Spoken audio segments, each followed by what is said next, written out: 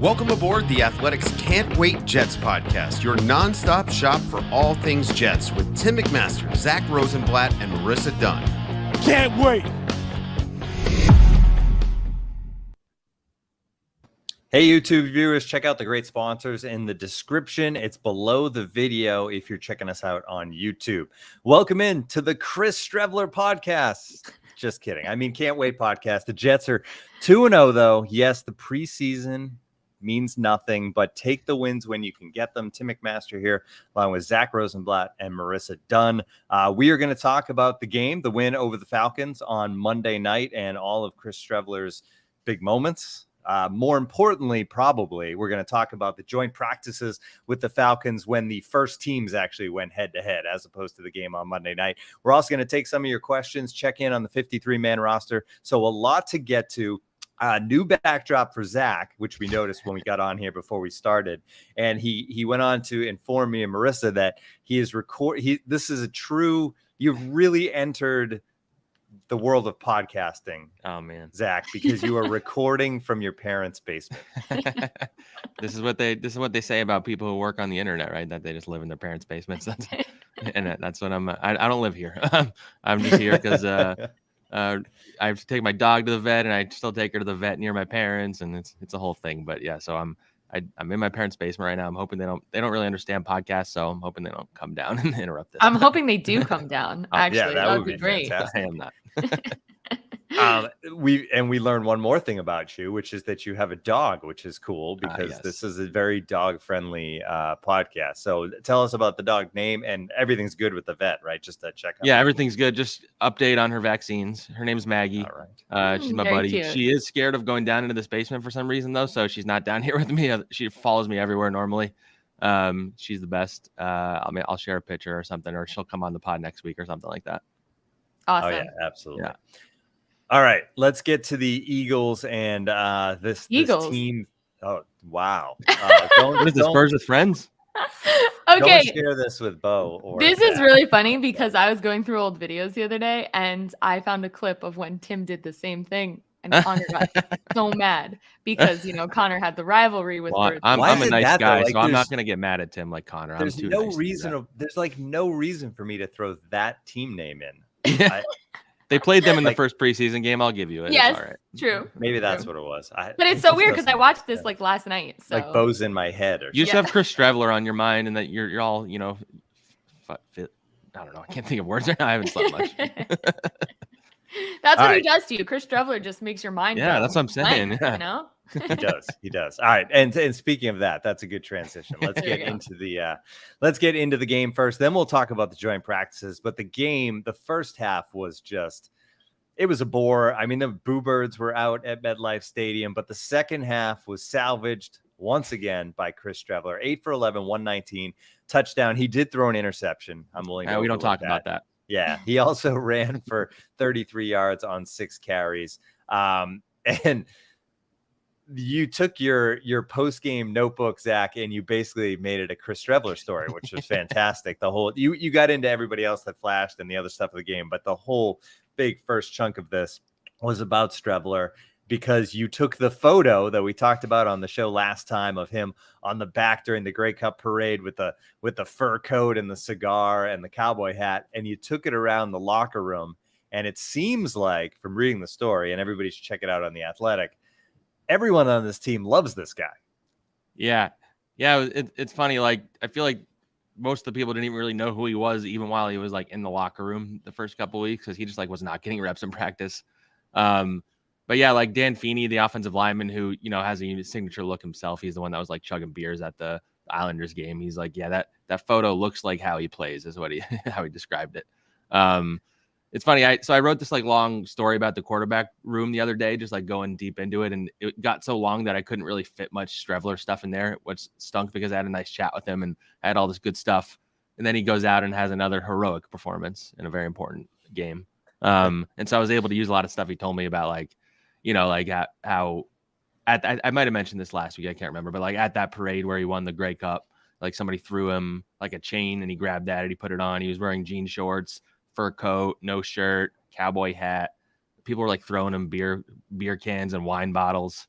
And that's where he started his career. And he's had like this crazy, like even in the CFL, he started like the first game of his first year because one quarterback retired right before the season, another got injured right before the season, and then every opportunity he's had since then has been like guys getting hurt. Like in Arizona, Kyler Murray got hurt late in the season, and he played for him, and he's just been on this, like, he's one of those like fun training camp guys where he, it's hard not to talk. Yeah, there's the photo. It's pretty amazing.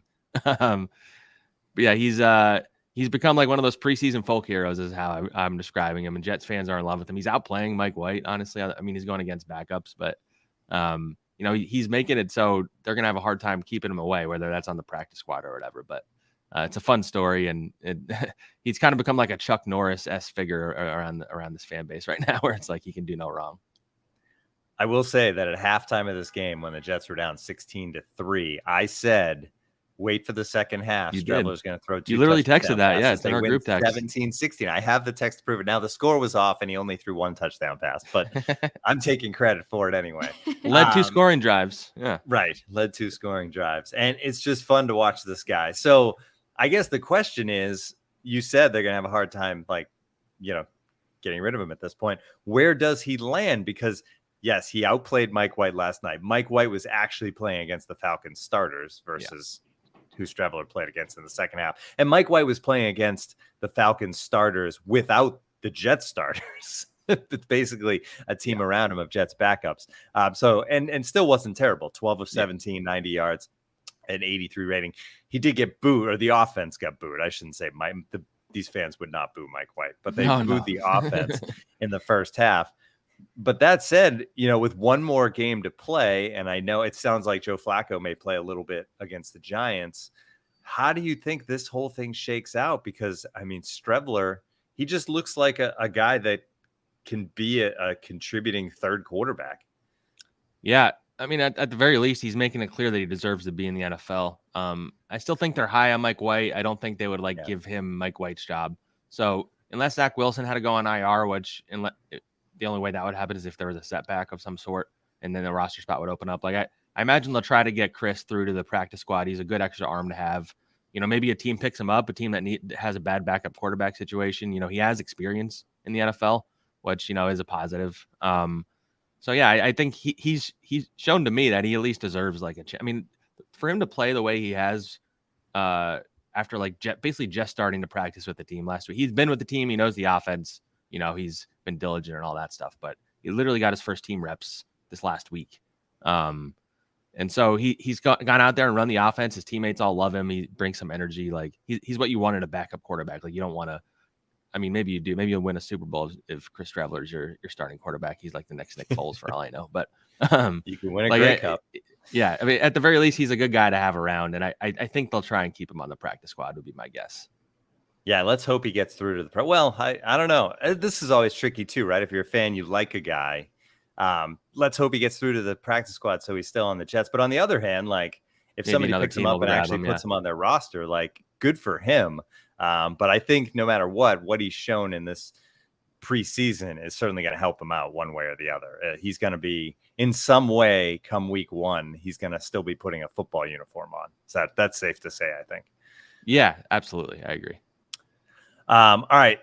We mentioned Mike White. How did you assess his performance? Obviously against, we mentioned against the top defense for the Falcons, which isn't exactly a top caliber NFL defense, as much as they tried to drum it up during the ESPN broadcast on Monday night of how this team had a whole new persona and they were changing everything. It's still a bad defense.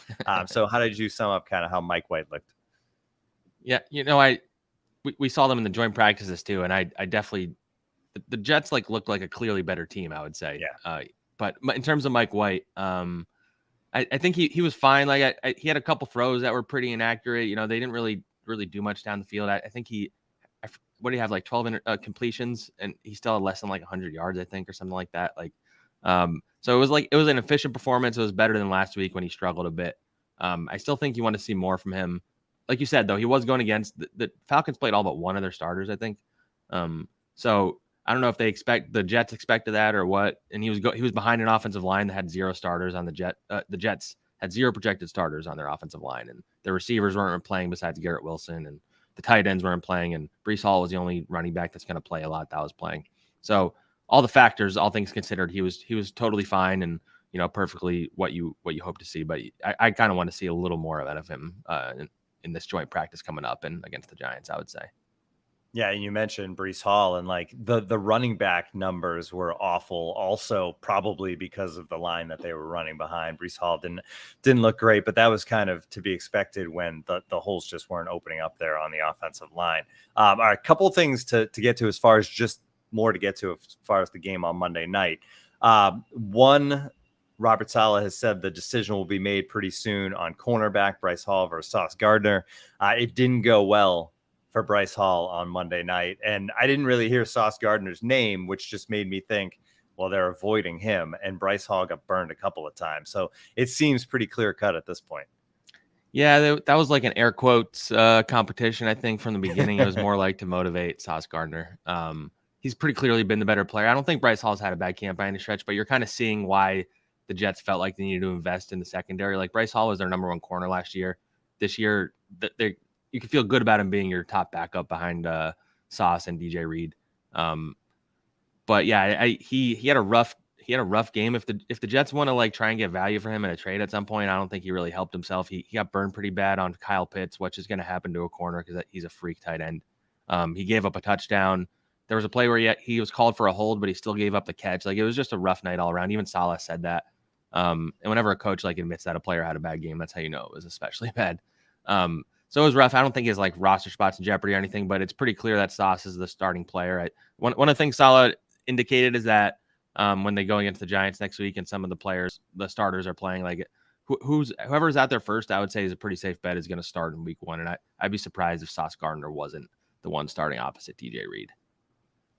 I think they interviewed Pitts during the game in the second half, I think, and they talked about that catch. I think the term he used was he noticed that the cornerback was scared pedaling instead of backpedaling, which somebody mentioned that. Yeah.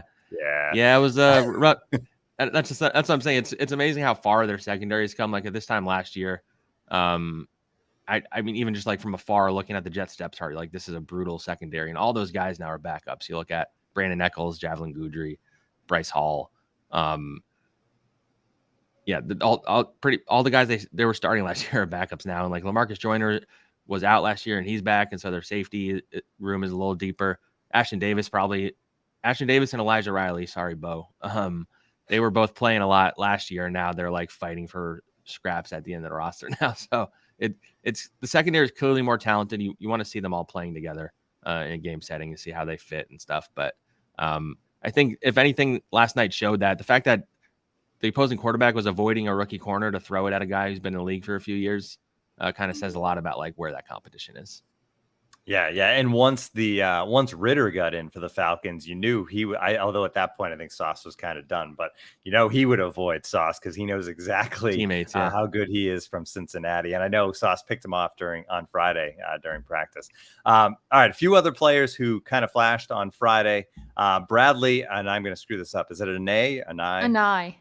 Thank you, Marissa. I keep getting told the actual one, and I keep forgetting it. And I used to cover the Pac-12, and I knew him when he was at Utah and stuff like that, and I still just forget how to say his name. He is part of the same agency as Michael. So there you go. So shout out what's to Bradley up. Yeah. And I. Yes. I actually covered Arizona when his uncle was the offensive line coach. Fun fact. Oh, interesting. Oh, wow. 6 degrees of Zach. Fun right fact. There. Yeah. Well, Bradley and I had a moment on Monday night for sure. The sack, fumble, recovery, touchdown. It's like the ultimate play for a defensive player. Yeah. And not just usually you see that happen like in the 5-yard line. He scoops it up yards. 50, runs it in. I mean, an awesome play late in the game for the Jets. And he made a nice play earlier in the game. He got in a fight with the Falcons in practice on Friday. I know it's an uphill battle, but where does he stand as far as kind of this roster stands right now? Yeah, and one part that you left out about that play is that Robert Saleh had to be like held back by an official because he was like running to celebrate on the field, which would have been a penalty in a regular season game. So I'm sure he's going to remember that in the future. Like he needs one of those like hold back coaches. Yeah. That was pretty. Like he was used so to hyped. have one, right? Like, yeah, I back, think that somebody mentioned that. Yeah, I'm not sure what the guy's name was. I don't know where he was. I think it's He back wasn't in doing his San job. Francisco. Oh, Yeah. maybe that's what it was. Okay, yeah. Yeah. Pretty sure I mean, before he came to New York that was like a topic when he was hired, was like, yeah. who's going to be his holdback guy. Right, yeah. Yeah. Yeah, because as you get Salah's a pretty passionate guy, and you can tell how much he like loves his team, and guys like Bradley Ane, is that what you said? Ane? Yep, Anai. See, I already forgot. Bradley and I.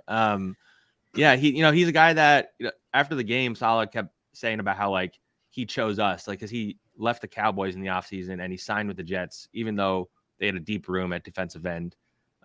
They really like how he's going 100 miles an hour. He's like you mentioned, he was getting into a fight with some Falcons players where I just saw him all of a sudden like just swinging at the sideline at a bunch of dudes, and like both they had to like stop the drills between the defense and the Falcons offense, and the Falcons running back had to be held back, and he was at the center of it. And yeah, I don't know. He has flashed throughout camp, but it's like such a tough spot to be in because they're so deep at defensive end. I think they probably have. We're doing this 53-man roster thing. I think I wrote down that they have, let's see, 1, 2, 3, 4, 5, like 6 guys that are like, I think are locked into roster spots at defensive end. So that's already a lot of guys at that position. And then he's competing with someone like Jabari Zuniga, who's drafted in the 3rd round a few years ago. Vinny Curry, a veteran who's loved by everyone in the building. So he's a guy that they probably are going to hope to sneak through the practice squad, maybe, or maybe you try and trade Zuniga and Curry and you keep him. I think he's good enough to play on a team as a rotational pass rusher. So I don't know if they'll make it through the practice squad, but he's someone who's helped his stock a lot in the last couple of weeks, I would say. And we've talked about it before. Just the fact that we're talking about these guys who look pretty good, not making the roster, says a lot about where this team is. Totally, Lawrence Cager, the transition to tight end, and he looked good. 3 catches, 65 yards, the big touchdown from Strevler as well. They've loaded up a tight end during this offseason, obviously, and through the draft. So how about Cager? And, I know we're going to do the 53-man. I feel like we're kind of cheating on that now by me asking you where these guys stand. But specific guys, like, does Cager have a shot to make this roster? Yeah, he's an interesting one. He made the transition to tight end this offseason, and he seems to make plays every practice. He's like got great size, athleticism. He's a project. Whenever guys move from wide receiver to tight end, they struggle with like the blocking side of things. And they already have 3 tight ends that are locked in. They drafted 1 and they signed 2 other guys. So if they keep 4 tight ends, I think he's certainly in the mix. I go back and forth about whether they will keep him on the 53. I think they might be able to sneak him through, maybe, but like it just depends on how high they are. And he's one of those where like once you get down to the bottom of the roster, it's like it's a little more difficult to, that's where you're figuring out like these guys that can I get him through the practice squad? Can I keep him and is he going to play at all? Can he play special teams, things like that? And he's really flashed. I think the coaching staff really likes him. He's played enough in the preseason that other teams are getting film on him. So if they like what they see, then he might not make it through. But I think he's definitely a candidate to stick around. I still lean towards him not making it, but I think he's really pushing for a spot right now if he keeps this up. All right, one more guy from last night that made a play that kind of stood out to me. Jonathan Marshall in the side, just a big guy, kind of did well against the run, had a big sack second half. How has he looked overall to you? Yeah, I think he's had a good camp. He's another one that's like fighting in that numbers crunch at the defensive line because they have, I'd say, probably like 3 guys that are locked in at the defensive line. So he's competing with Nathan Shepard in particular, a guy who's maybe the longest tenured Jet, which is crazy to think about because he's only been around like 4 years or something like that. But I think he's outplayed him. Shepard was playing a lot last night, which doesn't really bode well for like a veteran guy that, if a guy's a lock to make the team and he's a veteran, he's not going to play as much as he did. Marshall got a sack. He's looked pretty good throughout camp. They like him as like developing as a run stopper. They need bodies on the defensive line. I think they worked out a veteran the other day. So they clearly feel like they, need some depth at defensive tackle. And he's pushing for a spot, and he's going to be another one of those guys where I lean towards him making it, but it's going to come down to how many defensive linemen they want to keep and where you're going to pull from at other positions. All right, we're going to talk more about that 53-man roster, also the joint practices with the Falcons when the starters actually played against each other. But first, a quick break. Let's take a quick break from the show to talk a little bit about Roman. We like to have a lot of fun around here on the Can't Wait podcast. So I know that if you guys are anything like me, you probably dread wasting time in boring waiting rooms, then having to spend money on a copay, then insurance. That's always a hassle. You know how it goes. For my guys out there dealing with PE, I have to tell you about Roman. We've talked about lots of Roman's great products here on the podcast. This time around, we're talking about Roman Swipes, which are clinically proven to help you last longer in bed. There's no prescription needed. It's easy to get. PE treatments are safe, effective, and they're used by millions of men around the world. And the best part about this, free 2-day shipping. All you have to do for all of that, super easy, go to GetRoman.com/wait today. If you're approved, you'll get $10 off your first order. That's GetRoman.com/wait. Our next sponsor is Masterclass. With Masterclass, you can learn from the world's best minds anytime, anywhere, and at your own pace. You can learn how to cook from Gordon Ramsay, improve your jump shot from Steph Curry, or even learn how to sing from Christina Aguilera. With over 100 classes from a range of world-class instructors, that thing you've always wanted to do is closer than you think. I recently checked out that Steph Curry class with my little nephew who loves basketball, and we were blown away. The coolest part is you could start and stop at any time and return back and watch all of the videos. It's so cool, and he is loving it. I highly recommend you check it out. Get unlimited access to every masterclass, and as a Can't Wait listener, you can get 15% off an annual membership. Go to masterclass.com/firstdown. That's masterclass.com/firstdown for 15% off Masterclass. All right, welcome back. More to get to here with the Jets. Looking back on the joint practices with the Falcons, it's funny you think about people that just tune into the preseason games, Zach, and maybe watch the first half of the game last night, maybe step away thinking, oh, wow, the Falcons, okay, Marcus Mariota looked decent. Maybe this team is heading in the right direction. But anybody who watched the practices or paid attention to the practices leading up to this game saw a much different story. I think across the board, everything I read was pretty much, wow, the Jets were clearly the better, most talented team. What to you stood out that made you think that watching the joint practices last week? Yeah, I focused on the defense on Friday, but you could still like the far field. You could still see the offense going a little bit too. So I turn over and I'd see Breece Hall running for 75 yards and a touchdown, or Joe Flacco completing a 50-yard pass to Elijah Moore. Then where I'm watching, I don't see Marcus Mariota completing very many passes. I think what I calculated, I had him at 7 of 15 in team drills for the day. They were rushing the passer really well. I just thought the defense won versus the Falcons offense, and it seemed like the Jets offense was winning versus the Falcons defense. And I don't think a lot should be made of it, but I think it's definitely progress considering this Jets team just lost to the Falcons last season.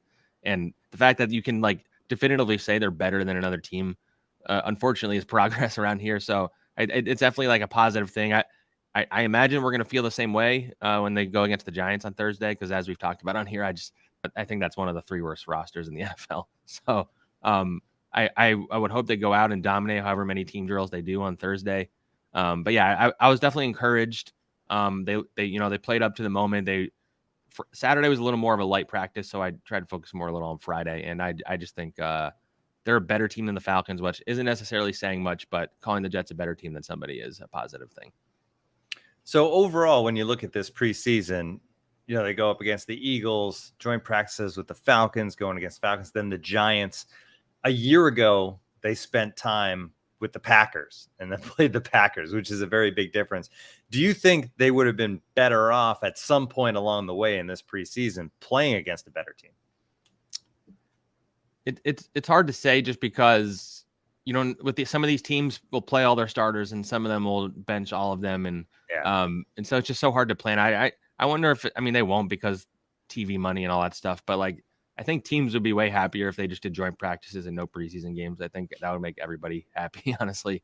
I'm sure players, teams, all that. You like the having to prepare for the game day thing and all that stuff, but I just think they get way more out of these joint practice and stuff. That's why you're seeing so many teams just not play their starters once they get to the games. But I don't know.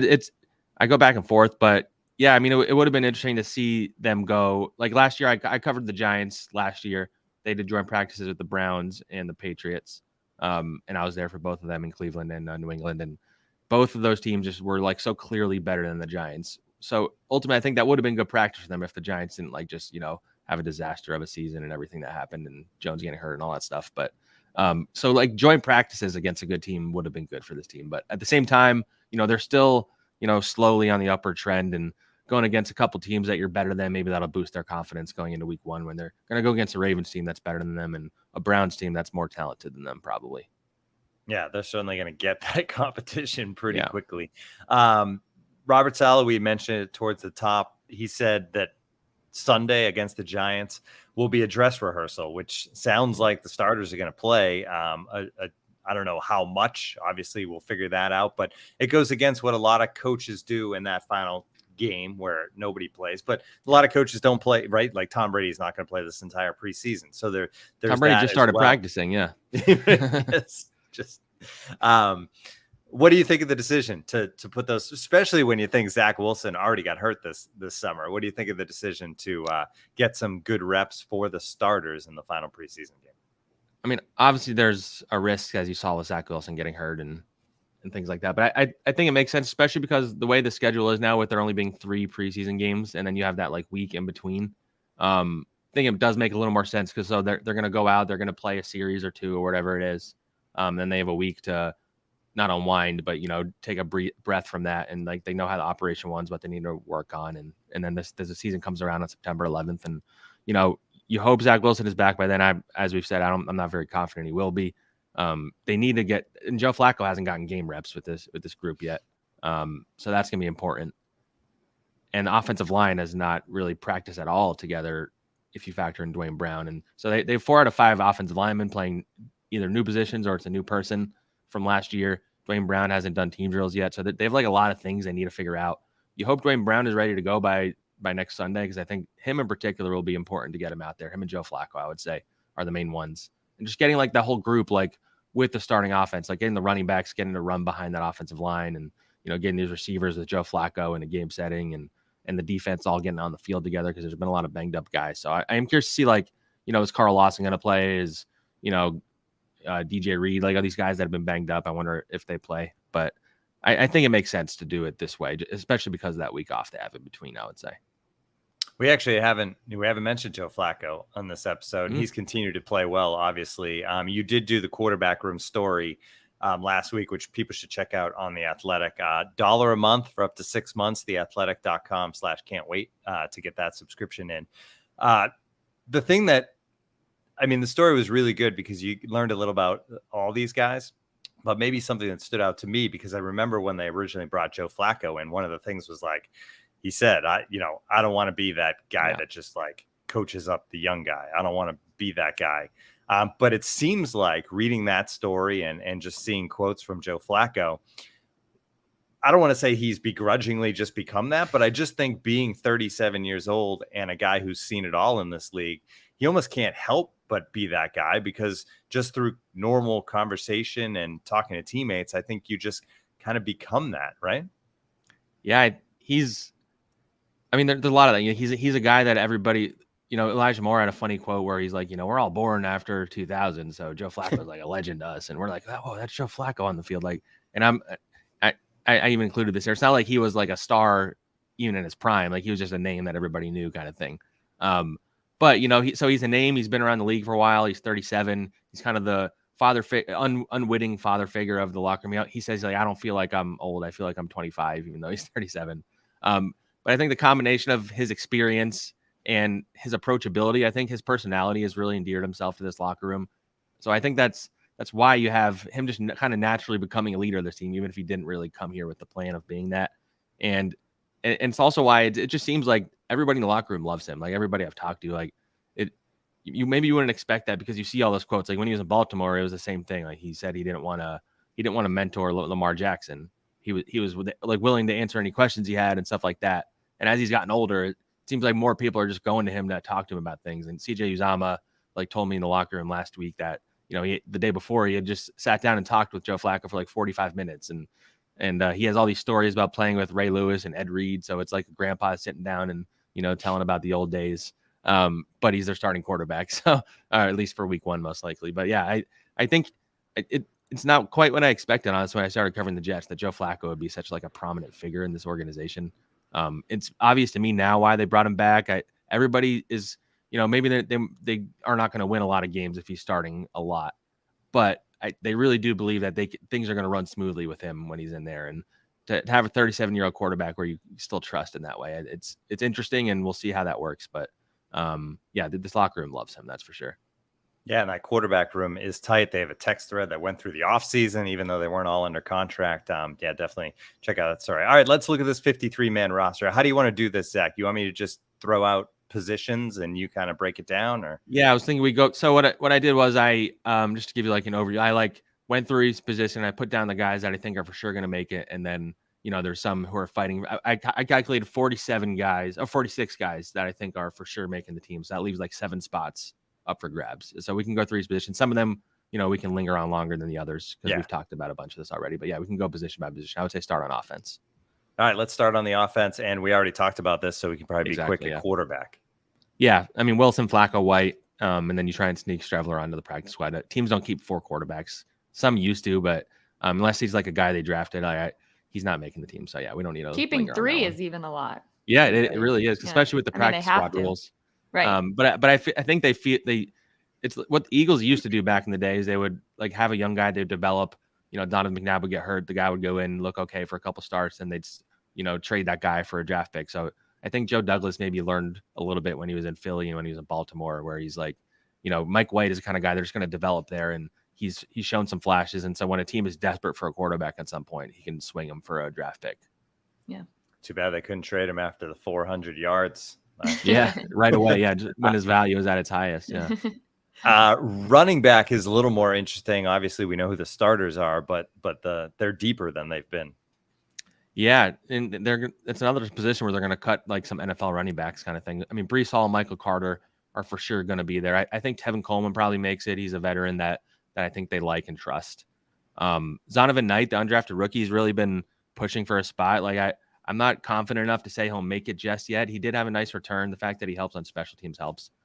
There's Ty Johnson, who I know is a important figure on this podcast. Yes, he is. I think the coaching staff likes him. I don't necessarily think he'll make it. They have a fullback named Nick Bowden.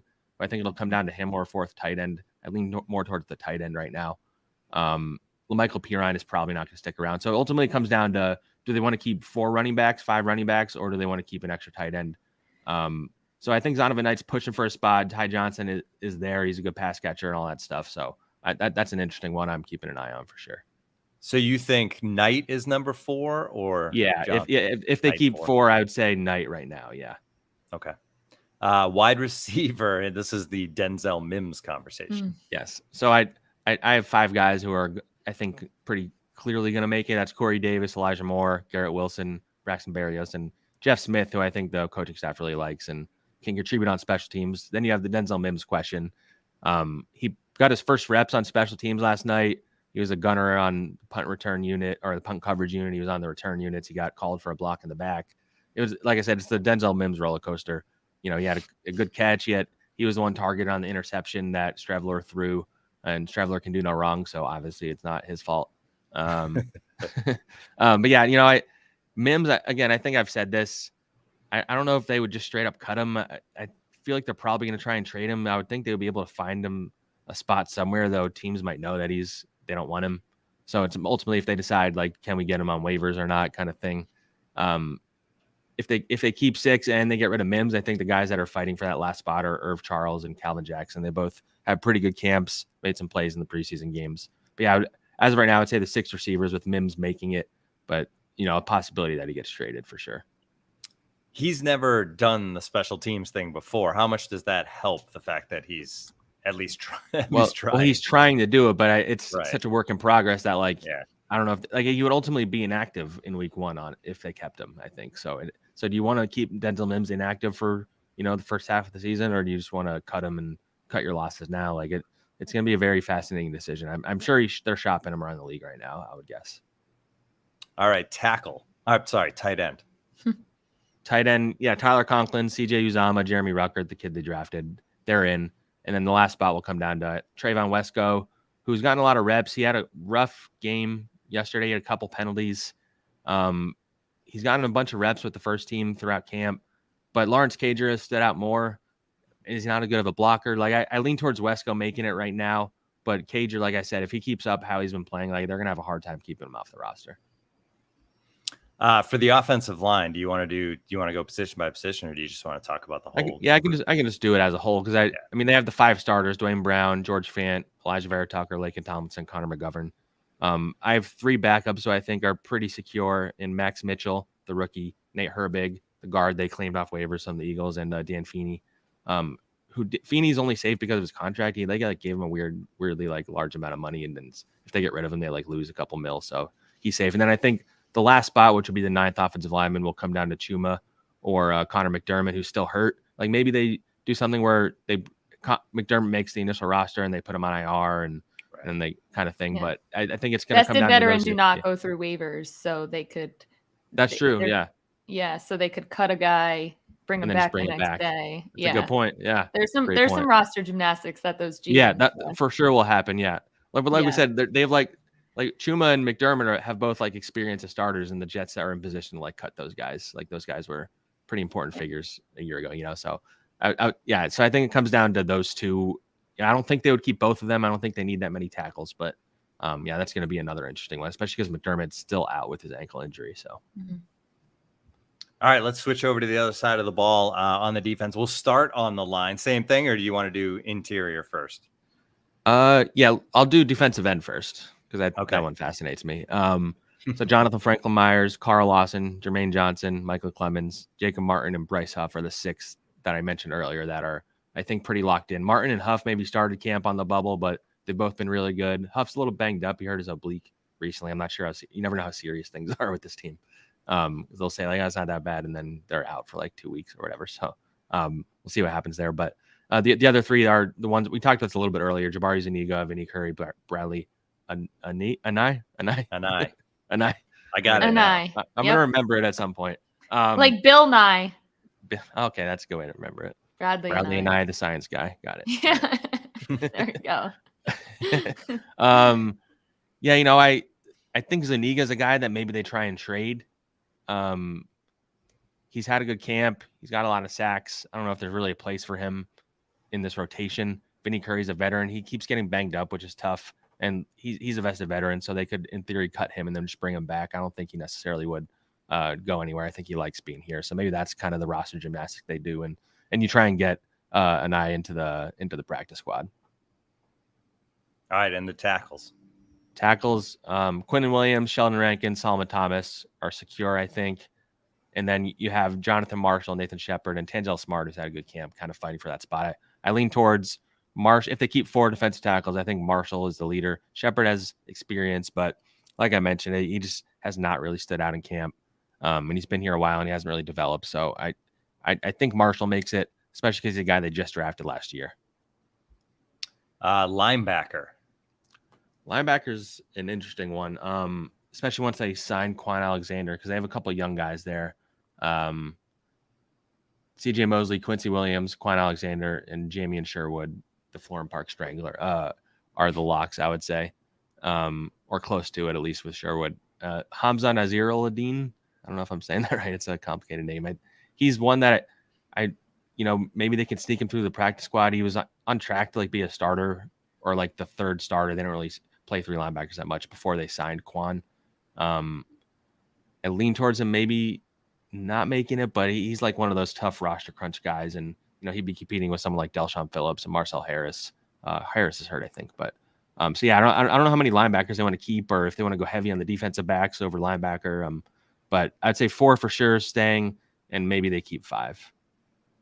All right, at cornerback, obviously this is a spot where you're going to have to say goodbye to some guys that were part of this team a year ago, right? Yeah, for sure. There's a few like interesting things. So Sauce Gardner, DJ Reed, Bryce Hall, Michael Carter II, I think, are the ones that are safe. Javelin Goudry and Brandon Eccles. Goudry was the nickel corner, or at least he got some of the snaps in the corner last year, and Eccles was starting on the outside. Neither of them have really stood out in camp. Eccles was banged up a bit.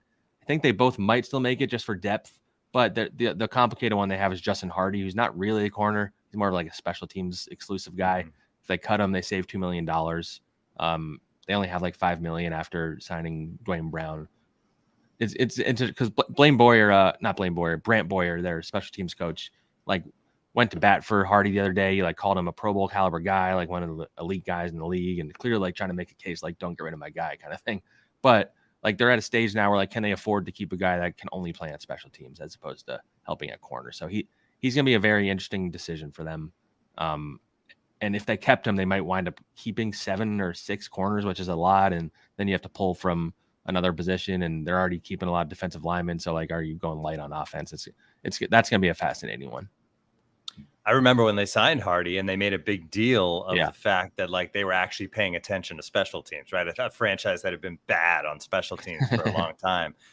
Boyer finally like convinced the team to basically like bring in a guy that could specialize there. Cause a lot of good teams have that guy.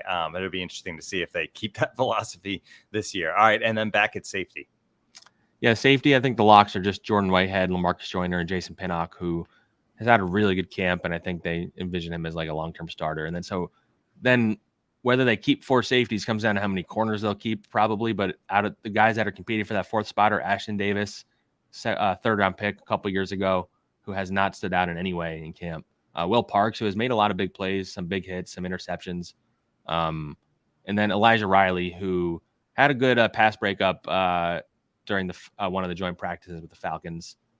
He played pretty decently when they, he had to play a pretty big role down the stretch last year. I think Parks has had the best camp. I wonder if they're willing to cut ties with Davis yet.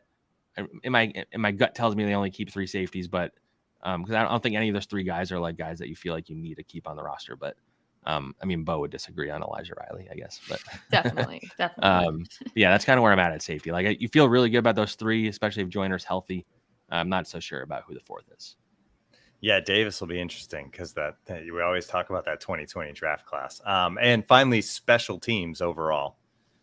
Yeah, the punter and the long snapper locked in, Man and Hennessy. Kicker, it's Greg Zuerlein and Eddie Pinheiro. It's been back and forth. Greg Zuerlein was the only one to kick a field goal on Monday night. He made it from 44. Pinheiro made both his extra points. Zuerlein just is the more proven guy. Got great nicknames, Greg the Leg and Legatron. He's been around a while. I lean towards him. If I'm putting money on, I would say Zuerlein is our kicker in week 1. But that's another thing where, a bunch of guys are going to get cut around the league. If there's a good kicker on there, maybe they just go and snag a good kicker from the free agents. I don't know. That's another factor. Like when we do the 53-man rosters, it should be called like the initial 53 because there's going to be some waiver claims. Not all these guys who make it initially are going to make it, once the season starts kind of thing. So I'll be interested to see how active Joe Douglas is on the waiver wire.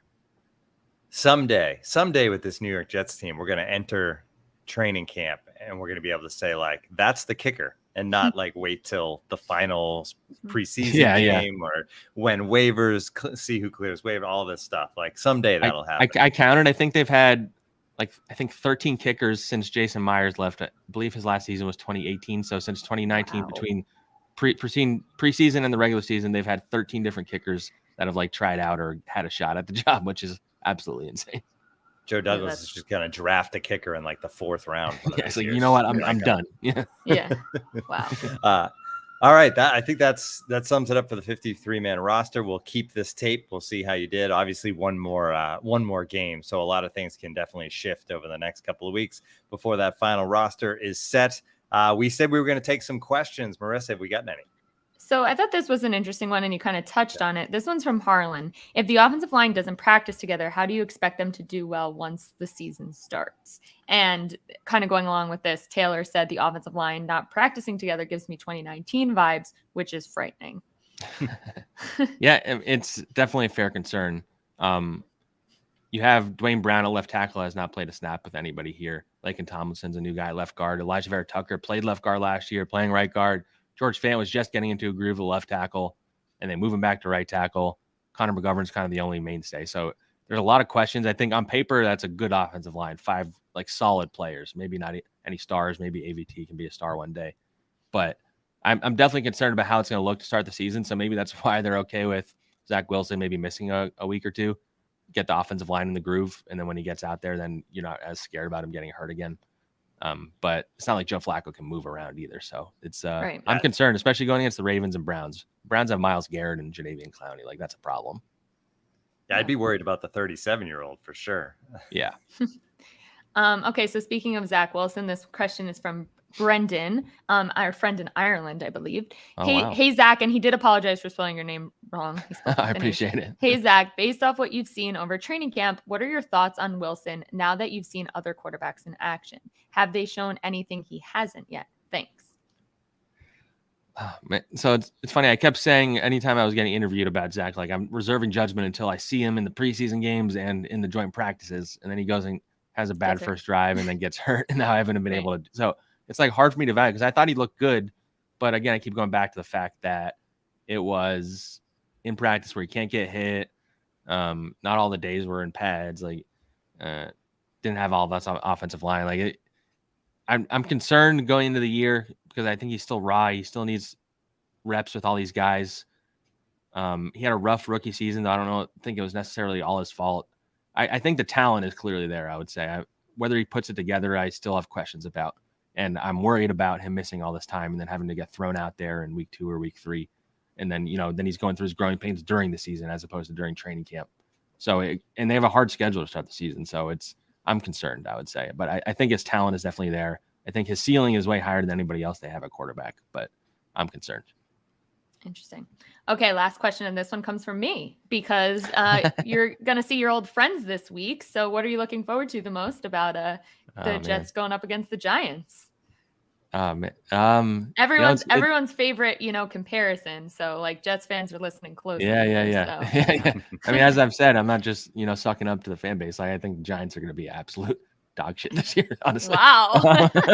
I sometimes I hear like national reporters because they're all excited about Brian Daboll and Joe Shane.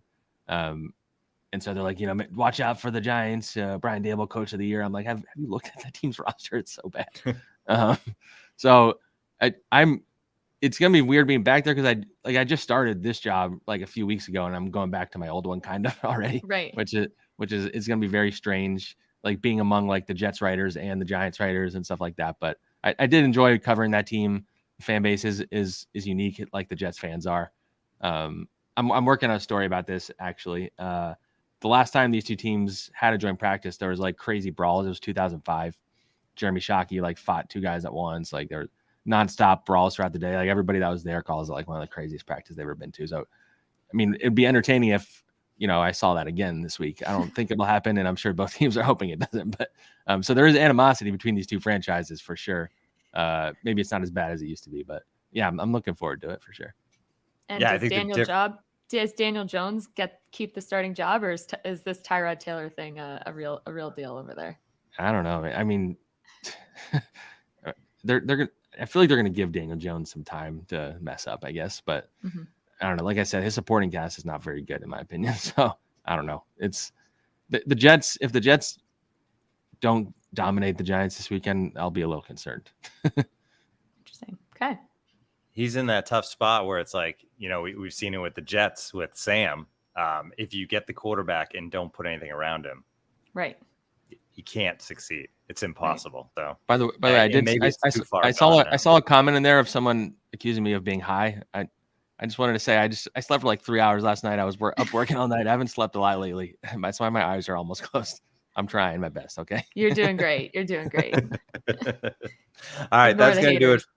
Yeah, exactly. People love to hate. It's a sign of the show's popularity that we get the haters in there a little bit.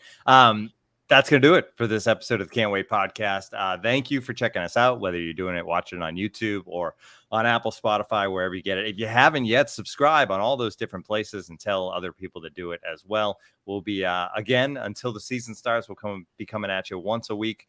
And then once we are underway with the 2022 season, we'll be twice a week.